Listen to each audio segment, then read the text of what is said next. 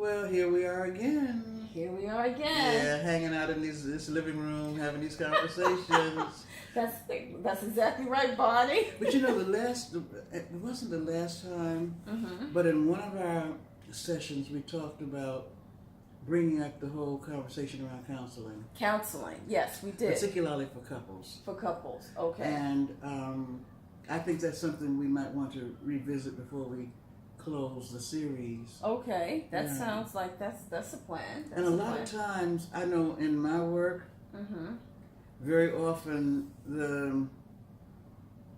if there's a heterosexual couple, for example, the woman generally will make contact first. Okay. If it's in same gender loving relationships, very often the one that exudes the most feminine will make the contact first. So I don't know. I don't believe that that's because the one with the more masculine energy has less feelings about things or has less of an opinion or less of a desire for change. But I think it has a lot to do, as we had mentioned before, about the way men are socialized in our society. And for them, that's almost like asking for help. And if we're dealing with particularly Black African American men or African men in the diaspora, asking for help can mean something different to them than it might some other men from other cultures. And when you have been exposed to a system that sort of renders you helpless when it comes to asserting yourself as a man, for example, as other men are able to in other groups, then it's kind of hard for that particular man to acknowledge the need for help in that area because it could look like a sign of weakness. Wow. And so it's very important, I think, for people to be able to maintain a sense of integrity. And it's important, I know in my work, I'm very conscious of how historical harm has impacted particularly Black African American men. Wow. And therefore, it could not have impacted them without impacting Black African American women. So that's why counseling, I think, can be of great benefit, because in order to really address those kinds of wounds, you do need some professional help. Wow. So in essence, what we're saying here is that counseling can be one of the vehicles when couples people in committed relationships are having challenges. Yes. Counseling. Yes. Okay. And there are various kinds of counseling. Some people are more geared toward pastoral counseling because of their life experience. Some people are more interested in mental health counseling because of their personality and their worldview. Some people are more interested in cognitive behavioral therapy, or they might be interested more or less in some people in psychoanalysis, which is not counseling. But it is a form of talk therapy. Which is what counseling is. Wow. And you know, my area is in mental health counseling and community psychology. So talking is a vital part of the process for me and the work that I do. And when I'm working with ethnocultural populations, particularly African descended people, it's important for me to use techniques that are indigenous to people in that particular culture, in that particular ethnic group. So storytelling and reminiscence, those kinds of ways of expression, I've incorporated that into the work that I do, and it's quite effective. It's quite effective. Now, Bonnie, let me start off. I always have to bring in an analogy. Well, that's always have an analogy, Bonnie. When I do workshops, seminars, I have to bring this in to see how it's actually my reality and how it will work with me. And I don't want to get emotional, Bonnie, because I'm getting ready to go deep, I believe, and go back with a couple of things. But it's hard not to become emotional when you're touching on some issues It doesn't matter how old they are. Mm-hmm. If they're still fresh for you, yes, then when you go there, okay, you're going to feel the impact of it. Woo. So I'm hoping that you don't allow that, though, or any feelings of embarrassment to prevent you from being able to fully express yourself. Okay, because people say, okay, she's a doctor. What is she doing feeling this way? She's a professor. She teaches. She's a mother. She's this. She's that. It means absolutely nothing. But what I want to do, and I want you to probably assist me as I go through this.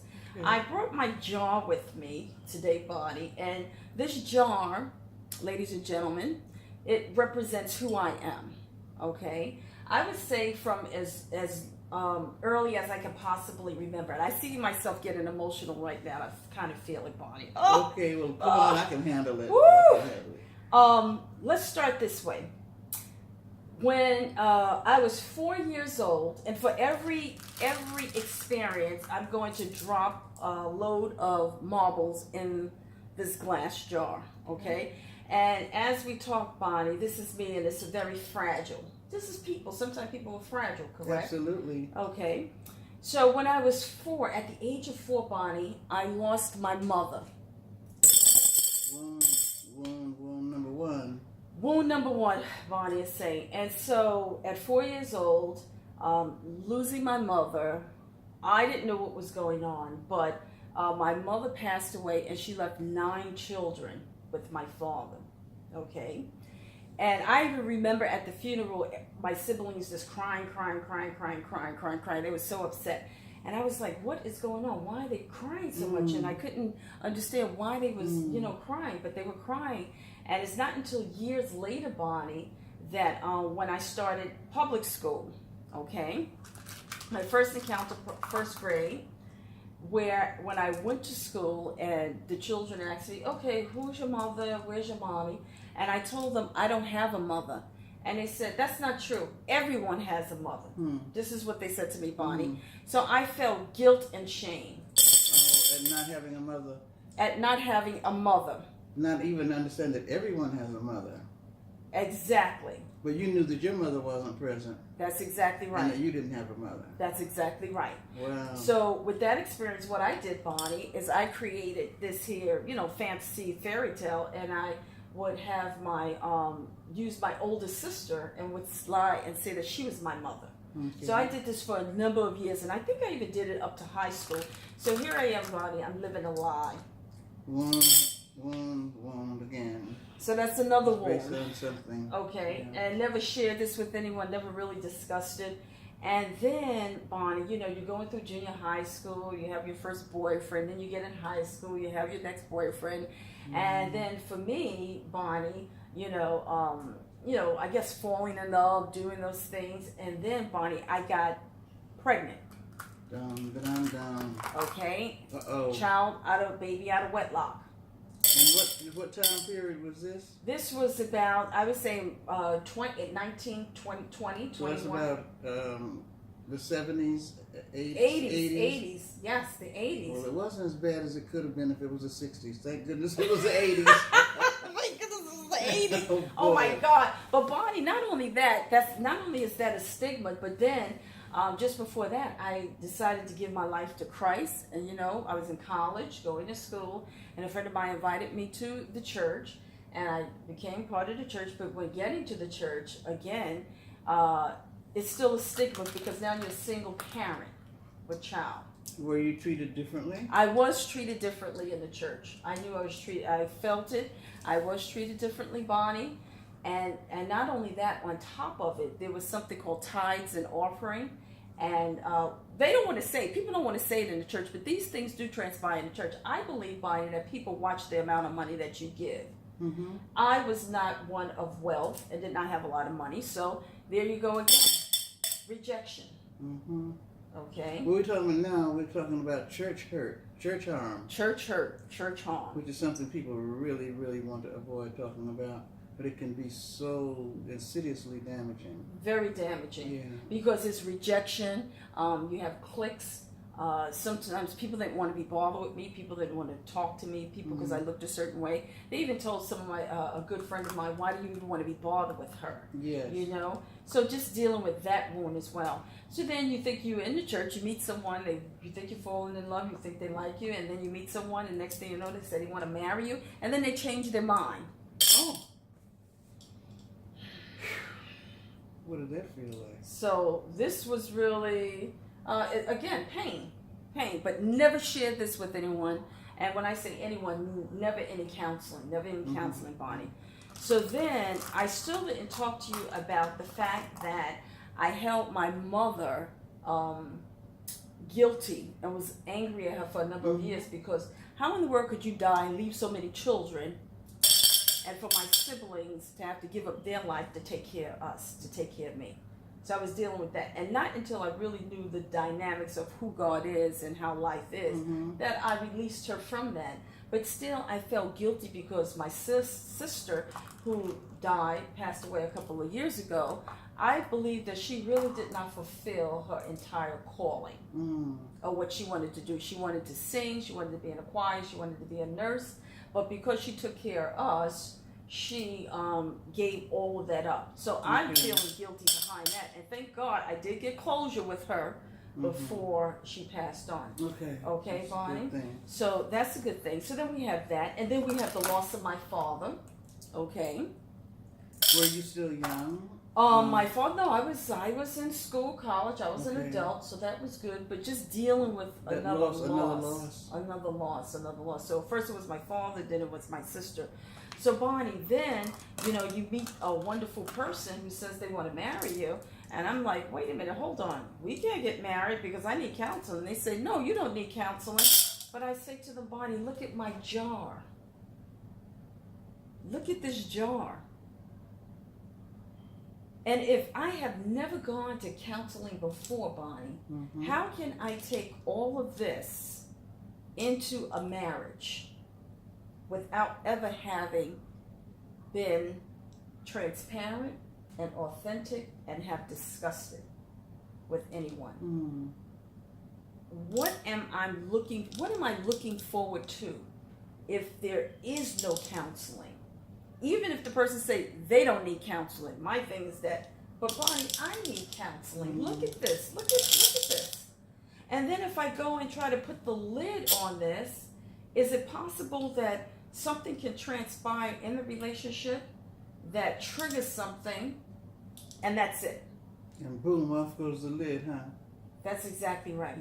So those are some of the fears, but what does one do with all of these experiences when they say they don't believe that they need counseling? What would you say to them? Well,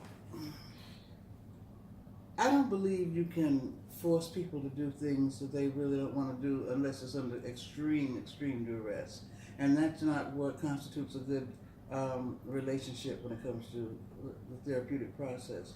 You have to develop an alliance, a therapeutic alliance, and it's based on trust.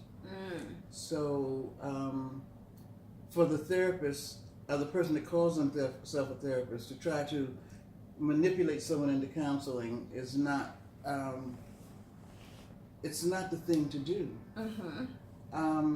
What I would do with an individual is to have them share what their beliefs are about counseling and why they don't see the need. Wow. And for them, they might have very valid reasons. And they might not be aware of the various forms of counseling that are available. So one thing that could be helpful is to share information. I use a psychoeducational approach in my work. So part of that helps people understand better after they get some education than they did when they first had the encounter with you, because it can change their thinking. And changes in thinking will cause changes in attitudes and feelings. Then people can behave differently. So it might be that you can engage the individual if it's a couple.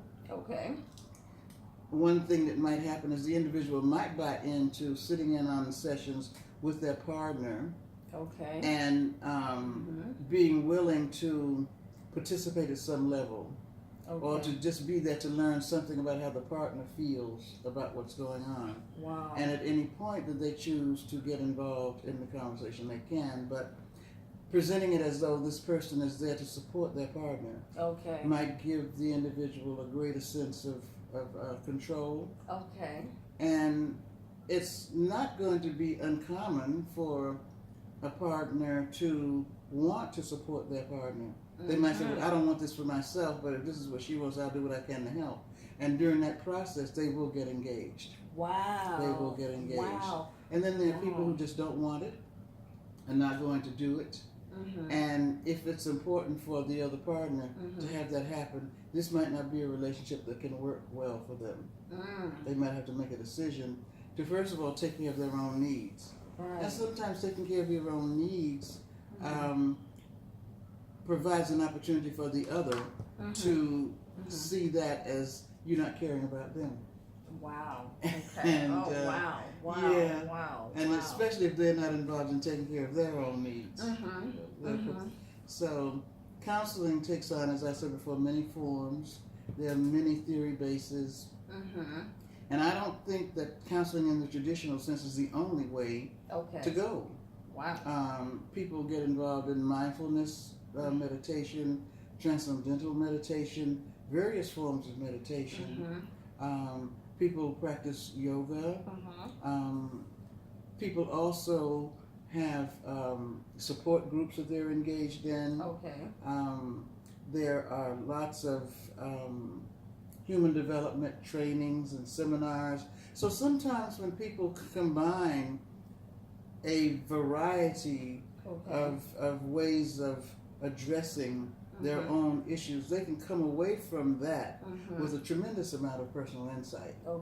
The problem I would have if I were going to have one with someone that doesn't see the value in and wants to do those other kinds of things is more often than not, those other kinds of techniques don't provide you with an opportunity to dig deeply enough for you to end up with some personal insight. So if the personal insight is not there, then what will happen a lot is blaming the other. And not being able to take responsibility for the individual's own behavior. So that can be a downfall when there are no checks and balances. The other thing is you don't have access to your unconscious on your own generally, because it wouldn't be called an unconscious if you knew what was going on down there. That's So with the help of a therapist, at least someone that's trained to do psychotherapy in particular, that person is able to help you look at areas and give you interpretations of behavior, interpretations of thinking, in terms of looking at the relationship between what you think and what you feel and what you have experienced. Now, Bonnie, let me ask you something, because I know we're coming to a close. So with all this stuff that I have in my jar, that little girl that was 4 years old and going to school, all of that is still in this jar. And at some point, if I don't deal with it, and I believe I dealt with it to some degree, but something could be said in the relationship that could trigger something, and I'll, revert back to feeling that guilt and shame. What I'm trying to find out, is there ever a point as an individual and in the relationship that we are totally free from these emotional, these feelings? Well, the way therapy, when it's successful, works is that you get to a point whereby the experience that you had becomes a memory. And so when you talk about it and you have interactions that bring up memories, you experience it as a memory, not as though it's happening now. So you can tell when you haven't done enough work, because you will have the experience as though it's still happening now. And the pain will feel as fresh, and the tears will flow just as fervently as they would have had it just happened. So therapy and good counseling, appropriate, I don't like to use good and bad, but appropriate counseling will bring a person to the point where their wounds become memories.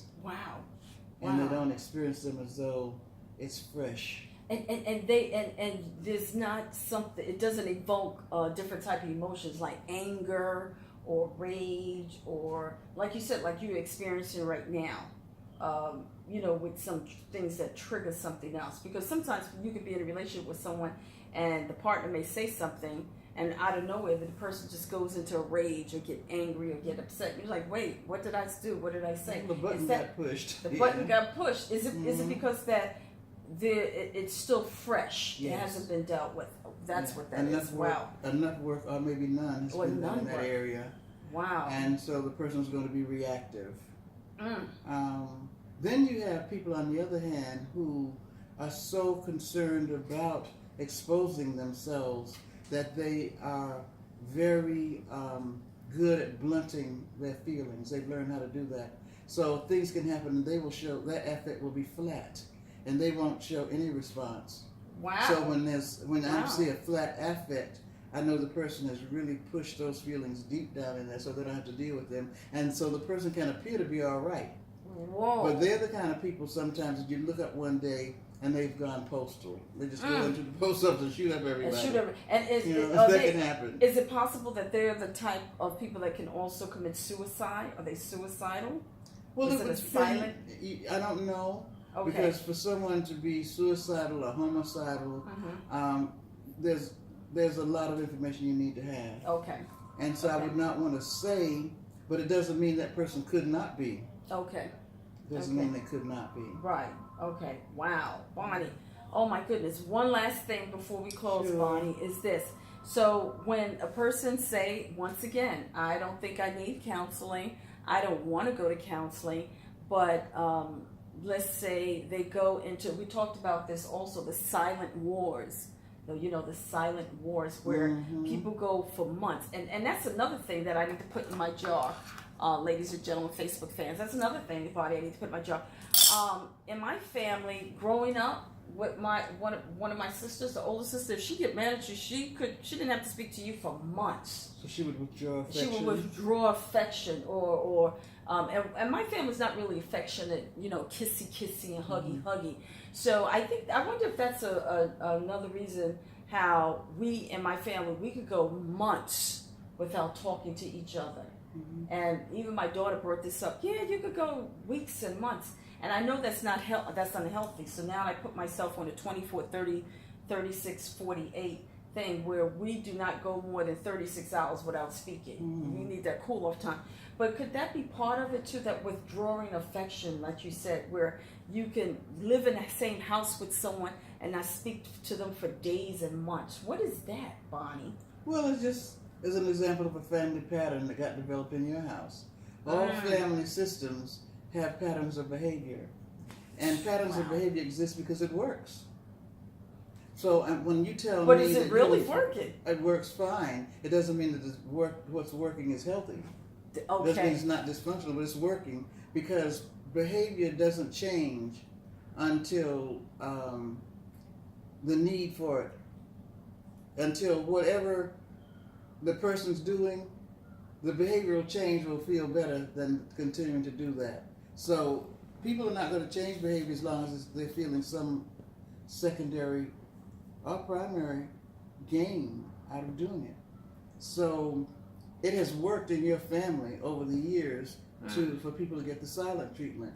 And when I hear you talk about the fact that you were 4, old enough to have been told that your mother had died, no one clarified anything for you, and that was kept a secret. Everybody else was crying, you don't understand any of what's going on. It says that the pattern was already fixed for someone to decide that there were certain people that should not have certain information.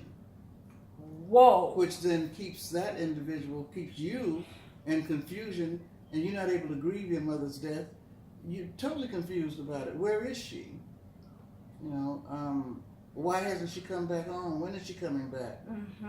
So obviously there was a pattern established already in your family system where all of the truth was not told, at least at certain times. Or is it that we did not know how to convey the truth as far as communication?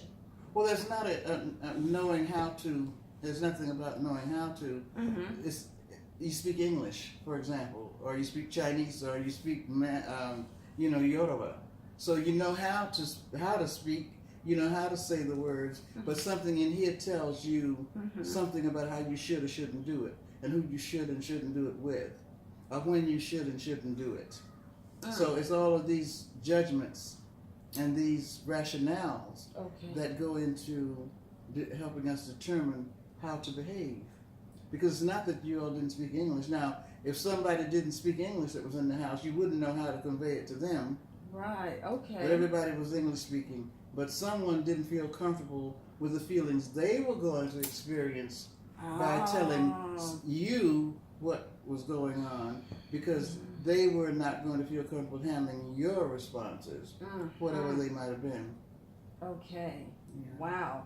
It's one of the things I can suggest might have been going on. Okay. Wow, Bonnie. This is a loaded segment, Bonnie. It is loaded. You always so bring all this loaded stuff. Oh, God. This is so loaded, Bonnie. This is so loaded. We was loaded today.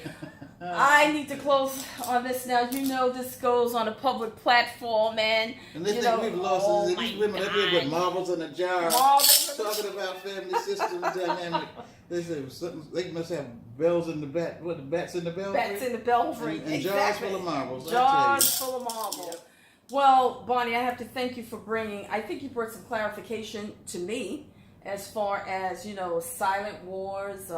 My not knowing what happened, transpired when I was young.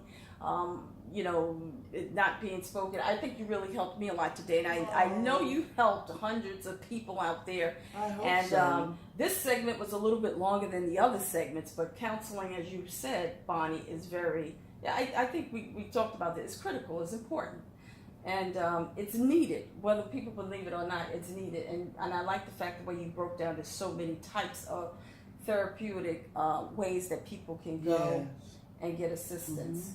Wow. So with that being said, do you have any last or final thoughts as we close out? Because Bonnie, just remember we have 2 more segments. We have 2 more segments. I think we have 2 more. 1 more segment. After tonight, we have 1 more segment. Then we have the final closing segment, and that's going to be a surprise for them. Let's not say what we're going to do there. No, we're not giving it away. But do you have anything in closing you want to say, Bonnie? Well, the only thing I would like to leave the audience with is to, when you find yourself in a relationship and you're not happy, tell yourself the truth about why you're not happy. And if you have a belief system, then you might want to do whatever your belief system recommends you do when it comes to resolving certain problems. Maybe you want to go into meditation or prayer, or have conversations with someone who you think has the skill and the objectivity to help you with the situation. But I would recommend that people, first of all, be truthful with themselves about the situation they're in. And you do that by deciding and acknowledging what you want and what you don't want out of life in a relationship. What you want and don't want in a partner, which is one of the reasons I give people to create a mate list. And people have shied away from that, which is very revealing to me in a sense. But the point of the matter is, once you're able to define for yourself what works and doesn't work for you, what you want and don't want, then it's not going to be hard for you to decide if you want to stay in a situation or if there's something you want to do about it. Sometimes for some people, for them it's just too much work to do. They don't want to do that amount of work that's necessary. And there's nothing wrong with that. Some people have limits, and they might decide, I just don't want to do that. I've had enough. I don't want to do anymore. Or they might have different priorities. Some people make time limits on things, and I'll deal with this for a year or 2 years, but now, I've been dealing with this for 5 or 10 years. I'm not doing it anymore. Right. Wow. So again, being authentic. If you are telling yourself the truth, then you can at least know who your authentic self is. Okay. Now, what you choose to do about it is a different story, Mm-hmm. and you might choose not to do counseling because it might serve a useful purpose to continue to stay in the dysfunction. Wow. That's also a possibility. Okay. Some people don't know how to function outside of that. That's what all they know, and it's scary to all of a sudden do this wellness behaviors because then I don't know who I am doing that. I know who I am. I know how to handle dysfunction, but I don't know how to handle wellness. Wow. No one's ever modeled it for me. Yeah. So, Bonnie, let's close on that note there. Okay. Let's close right there, Bonnie. Because that's a good stopping point. Yeah. And the question that we should leave with the listeners today, our audience, is do you know how to deal with wellness when it presents itself to you? A lot of times we know how to deal and live in these relationships that are quote unquote dysfunctional, as they might, and everyone's in some type of dysfunctional, or abusive or whatever it might be. But do we know how to really navigate through life when it is a wholesome relationship? And more often than not, that's something we grow into and we learn into. I know it took me years to even know what a healthy relationship was because I thought it was the opposite of what I grew up in. Okay. And it wasn't the opposite. It's just like day and night is the opposite of day. But then you've got in between night and day, you have all these other time periods. Yes. And there's noon and there's morning and afternoon and dusk down and all these gradations in between. Right. And that's what life is like, and that's what relationships look like, and that's what the various forms of interventions can look like. So it doesn't have to be a black and white situation or an either or. Okay. Yeah. Wow. Well, ladies and gentlemen, I want to say once again, thank you for tuning in. Yes, I'm loving it. I'm loving it. I'm miss this series. Yeah. But they'll get a chance to tune into my podcast. That's exactly right. And my shows. That's right. And you and I will continue to do work together. That's right. They'll get a chance to come to some of our workshops. That's right. And the retreats. The retreats. So there'll be more of this stuff and some better stuff too. That's exactly right. That's exactly right. So, ladies and gentlemen, I'm Dr. Valerie Small, and this is who? I'm Bonnie Harrison. Okay, and we are going to see you next week on Thursday, same time, same place. And next week, Bonnie, I think you go in further talk about counseling and the need for counseling. That's what I believe that we said that we was going to talk to. We was going to elaborate more because so many people are talking about they don't need counseling. They wish they would have gotten counseling. Their partner doesn't want counseling. So we're just going to take it a little bit further next week. And then we have one more episode, and that's the final episode. I don't know why I was thinking that what we're going to do with the final one was an overview. An overview. Analysis. Shh, don't tell them. Something like that. Yeah, don't tell them what. Don't tell them. Well, they're not getting any specifics out of me. My lips are sealed. That's so is mine. You have to tune in. You have to watch. Please do us a favor. Send us an email. Type something in the Facebook thread. You can even call us if you so desire. But please stay tuned. Contact us. Give us your thoughts. Tell us. Are you getting anything from? Have you gotten anything from this series? Okay, this is week 6 right now, Bonnie. And I know people have because people have approached us That's independent right. of having written anything. That's right. And there might be something intimidating for some people about expressing themselves on the internet, telling their truth. Or some people might not want other people to know what they have to say. That's true. So I don't know the reasons that people do not write a response, but it's important that we know that people are watching and listening. Yes. And there's no way they can watch and listen and not learn something. Something. If it's no more than, well, I don't like what they said. That's something.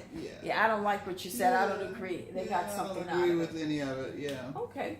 So until next week. Until next week. I'll see you, audience. I'll see you as well. Have a great day. Yes. Bye bye. Bye bye. Bye bye.